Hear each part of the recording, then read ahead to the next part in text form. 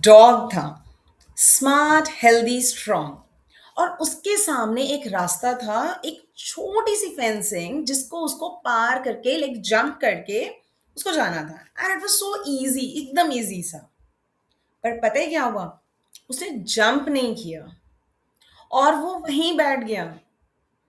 उसने अपनी आंखें बंद कर ली और वहां रुक गया and he just slept.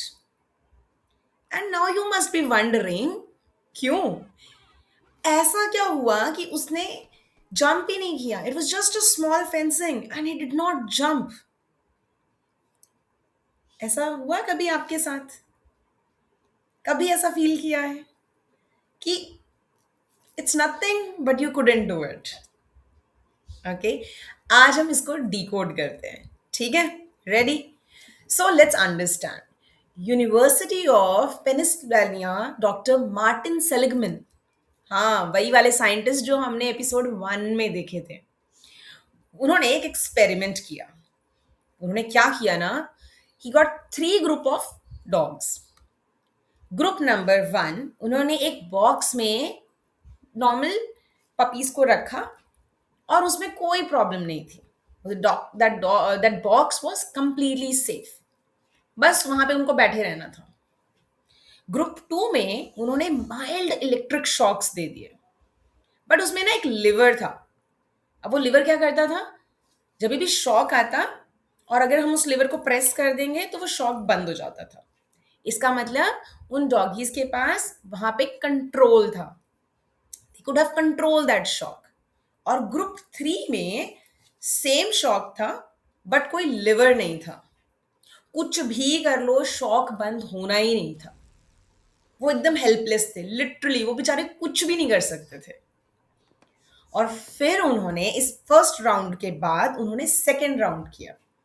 Second round में उन्होंने क्या किया, तीनों ग्रुप्स के डॉग को एक नए बॉक्स में रख दिया। अब इस बॉक्स के बीच में क्या था, एक छोटी सी फेंस थी। एक तरफ था electrified portion, that floor was electrified, उसमें एक इलेक्ट्रिक करंट था, और दूसरी तरफ वो सेफ था। सिंपल सा टास्क था, क्या करना था, एक तरफ से जंप करके दूसरी तरफ जाना था, एंड बहुत छोटी सी फेंसिंग थी। अब क्या हुआ, ग्रुप 1 के डॉग्स ने क्या किया, वो फटक से जंप कर गए और वो they run away, easy. Group 2 के डॉग्स ने भी क्या किया, जंप कर लिया and problem solve. But you know what, जो ग्रुप 3 के डॉग्स थे वो वहीं जाके लेट गए। दे जस्ट स्लेप्ट फ्लोर पे, और उन्होंने ट्राई तक भी नहीं किया, क्योंकि उन्होंने अपने आप को बता दिया था भाई कुछ भी कर लो कोई फर्क नहीं पड़ने वाला है। और वो बिलीव था, इतना स्ट्रांग बिलीव था कि जब रास्ता खुल गया ना तभी भी उन्हें दिखा ही नहीं, करंट बंद भी हो गया तभी भी उनको नहीं दिखा। और सेलिगमैन ने इस चीज को एक नाम दिया है और इसको हम बोलते हैं learned helplessness. Yes.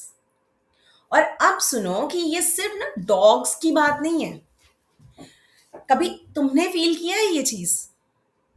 Like for instance, maths में बार बार ट्राई किया लेकिन हो ही नहीं रहा है, अब क्या करें, मैथ्स आ ही नहीं रही है। तो फाइनली हमने क्या डिसाइड कर लिया, मुझे मैथ्स नहीं करनी, मैथ्स मेरे लिए तो बना ही नहीं है भाई, मैं मैथ्स टाइप नहीं हूँ। हुआ है कभी?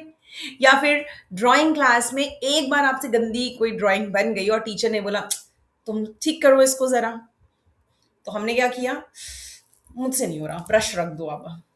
हुआ है ना ऐसे? या फिर मे बी स्पोर्ट्स में, स्पोर्ट्स ट्रायल में सिलेक्ट नहीं हुए, सिलेक्शन किया, पूरा जोश लगा दिया लेकिन सिलेक्ट नहीं हुए। अब क्या दिमाग में कर लिया, मैंने नहीं पार्टिसिपेट करना, it's I am not doing it. क्यों भाई, इतनी शर्मिंदगी क्यों उठानी है? इट्स सो एम्बैरेसिंग, आपका सिलेक्शन नहीं हुआ। ये ना, ये वो वाली फेंसिंग है जो एक्चुअली हमको दिखती नहीं है ना?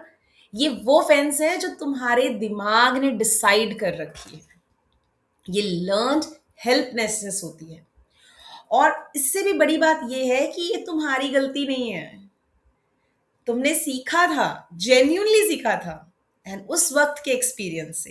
बट हुआ क्या ना, जो सीखा जा सकता है वो अनसीखा, अनलर्न भी किया जा सकता है।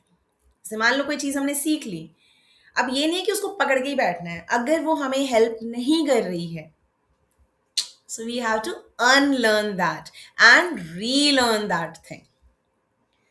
सो डॉक्टर सेलिगमैन की एक रिसर्च से और स्कूल काउंसलिंग की दुनिया का एक नया सिंपल सा मेथड जनरेट हुआ जो किड्स यूज करते हैं ऑल ओवर द वर्ल्ड, और मैं इसे कहती हूँ stop cheque and go method.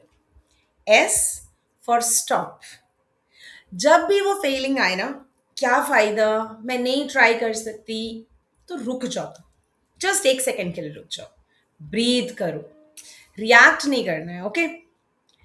T. Tell yourself what actually happened. Facts only. No story, no drama, sirf facts. Like for instance, you got less marks in any of the subject. That's fine. वो आ गए। अब उसकी story नहीं बनाना है, अच्छा ये हुआ, मैं बेकार हूं, मुझसे तो होगा नहीं, मैंने पढ़ाई नहीं की, मैं स्टूपिड हूं, मुझसे नहीं हो रहा।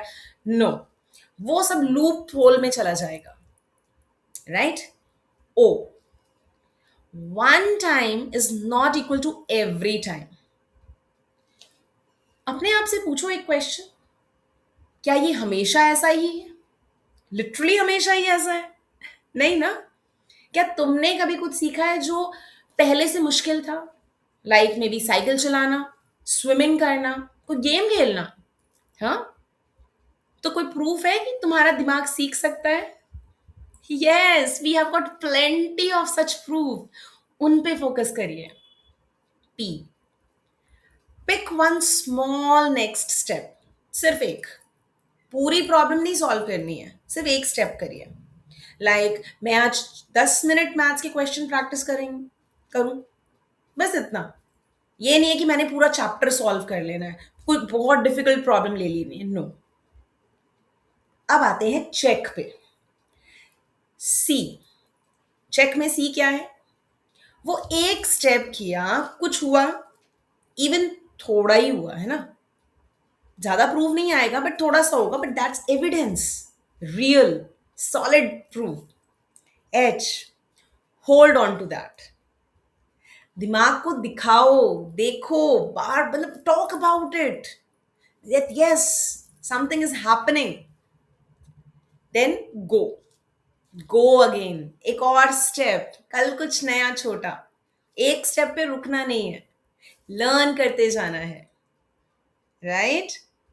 तो आज का लेसन है, याद रखो, सेलिगमैन के डॉग्स ने सीख लिया था कि कुछ नहीं हो सकता है, और वो बिलीव था, इतना स्ट्रांग था कि रास्ता खुल भी गया, but they did not realized कि वी आर सेफ नाउ, हम यहां से कूद सकते हैं, और हम भी वही करते हैं।